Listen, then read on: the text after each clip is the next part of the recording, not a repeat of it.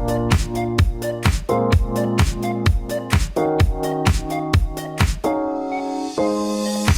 how's it going guys? This is Dave2D and this is my review of the Nextbit Robin. So for the uninitiated, the Robin is a smartphone. It's a cloud-based smartphone that was created by two ex-Google employees.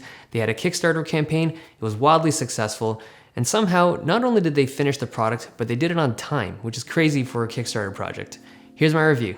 It's a very boxy phone. There's no curves, it's pretty minimal, and yet somehow it looks awesome. Now, I'm not gonna go as far as to call it premium because to me, it just doesn't look or feel premium. That's just the nature of plastic. But I do think it's a very smart looking phone and I totally dig that minimal design. It fits comfortably in one hand. The edges are slightly rounded off so there's no sharp corners or anything.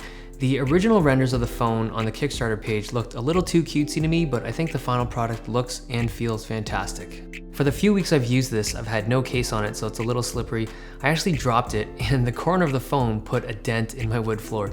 The good news is that the phone itself didn't even scuff. The polycarbonate body still looks brand new, but the better news is that the robots at dbrand actually made some skins for this thing that fit it really well, and they look awesome. There's a link to their skins in the video description below.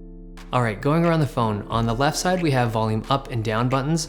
On the top of the phone we have the headphone jack and one of the mics. On the right we have a nano SIM slot and the side mounted fingerprint sensor. It's the same sensor as the one on the Sony Z5. It's accurate, it's reliable, and it's fast. It feels just as fast as the iPhone 6s or the Nexus 6P. On the back we have a 13 megapixel camera. It's using the Samsung 3M2 sensor, which has phase detection for autofocus. It's the same sensor that's in the Oppo R7 and the OnePlus X. It's a pretty good camera, but it's not amazing, so pictures taken in bright light focus quickly and they come out nice, good colors, nice and sharp, but the pictures taken in dim light are okay. They're noticeably worse than the low light photos of top tier smartphones, but it's not bad, and this is something that may be improved over time with software like we've seen with other Android devices. It also shoots 4K video. There is no image stabilization, but it can shoot for a long time without overheating. On the bottom we have a USB-C port, a notification LED, and a second microphone. The call quality is clean, but it's nothing super special. The front of the device has dual front-facing speakers with drivers in each of them, and they sound pretty good. They sound very similar to the Nexus 6P in terms of volume, but with a slightly hollower sound quality. The 5 megapixel front-facing camera is also a decent shooter. The display is a 5.2-inch 1080p IPS panel and it's covered in Gorilla Glass 4. I don't love that black trim surrounding the panel, but contrast and viewing angles are good. Colors look good, it's not heavily oversaturated, and it gets pretty bright. It's a solid screen for the price. Performance-wise, it's running the very well-known Snapdragon 808 with 3 gigs of RAM. I've always liked this chip, especially for this screen resolution. It's a strong performer, everything feels pretty zippy except for some super demanding games. The Robin is running Android Marshmallow 6.0 with a Nextbit OS interface. There's a few changes, like some of the stock icons are different, the way the widgets are pulled up is different, and there's an icon to help you organize and pull up apps, but the UI feels pretty stock. The biggest change is that they've included a lot of different ringtones. Okay, no, I'm kidding. The biggest change is obviously behind the scenes, where they've done a bunch of stuff to make it hard for you to run out of space, and they do this by connecting you to their cloud. When I first saw pictures of this phone, I thought that these lights were like a battery life indicator, but what they actually do is that they light up when the phone is interacting with the cloud. So if you're transmitting or receiving data from the cloud, the lights sway back and forth and it has this soothing, hypnotic timing. Now, things like Google Drive and Dropbox are already doing a decent job at the whole cloud thing, so what does the Robin do differently?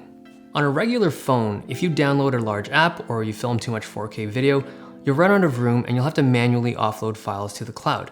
But on the Robin, let's say you have a ton of apps and games and video files on your phone, and you've used up almost all of your 32 gigs of storage on the phone. Every time you use an app, it gets pulled up to the top of the list. So apps that you use a lot will float to the top, and then apps that you use infrequently will sink to the bottom. Now let's say you download a huge app that puts you over that 32 gig limit. That file that you haven't used in 6 months will automatically get sent to the cloud to make room for this new app. And if you ever delete something on your device and you want to use that file in the cloud, it'll pull it back. Now the application icons turn gray when they're stored in the cloud, but when you retrieve them, the colors come back. Pictures that haven't been used or viewed for a while have these really small versions stored on the phone, and when you access them or zoom into them, they'll download the full-size version from the cloud. It works fluidly, but it's still a little slow, and if you're trying to view a whole series of pictures that you haven't viewed in a while, it's a sluggish experience even on Wi-Fi. So I used the Robin as my daily driver for a couple weeks and sent probably 100 gigs of files back and forth with the cloud to test it, and everything worked really smooth. Like the cloud features feel nicely polished. Again, it's not nearly as fast as I want it to be, but the software is on point. On the default settings, the Robin will only interact with the cloud on Wi-Fi just to keep your phone bill low and to save battery life, and it does a decent job. It's a 2680 mAh battery that supports Qualcomm Quick Charge. It'll charge from 0 to 60% in about 30 minutes. When you're doing a lot of heavy interaction with the cloud, it drains batteries quickly. So each one of these battery drops on the graph was when I was offloading like 8 to 10 gigs of apps to the cloud. But when you use it normally with only some mild cloud interaction, it should comfortably last you a full day. Screen on time is around 3.5 to 4 hours of regular use on a full charge. Okay, the Nextbit Robin. It's a polycarbonate phone with solid build quality and surprisingly good stereo speakers. It has a 5.2-inch 1080p display with good colors and brightness, and it's covered in Gorilla Glass 4. It's got a decent 5-megapixel front-facing camera. On the back, we have some LEDs that light up to show cloud interaction, and there's a 13-megapixel camera that takes good photos when there's lots of light and okay photos when there's less light. On the inside, we have a Snapdragon 808 with 3 gigs of RAM. It's a strong performer unless you're playing some really demanding games. There's 32 gigs of internal storage with an elegantly integrated 100 gigs of cloud storage.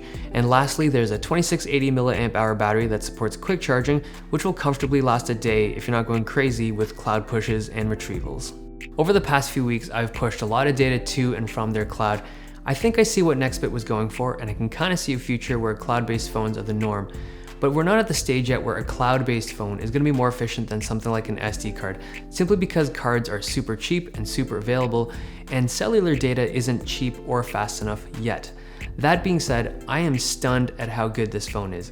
I mean, partially, I had really low expectations because it was a Kickstarter phone, but it's also just a really good phone. The camera could use a little bit of work, but the hardware is really good, the software is really good, and the cloud integration is fantastic. It's super tight, it's super fluid, and I'm just surprised that they were able to create something like this in their first generation, on their first shot. Like, that's nuts. So kudos to them. As for its value, it's a $400 price tag. It's obviously not like the cheapest or best value phone at this price point, but it's a really solid piece of hardware, and you're getting a unique feature that you can use or skip if you don't want to use it quite yet. And yeah, if you're looking for a $400 phone or just a phone in this price point, I'd take a look at this one. It's pretty cool. That's the end of this review. Hope you guys liked it. Thumbs if you liked it, subs if you loved it. It's been nice. I'll see you guys next time.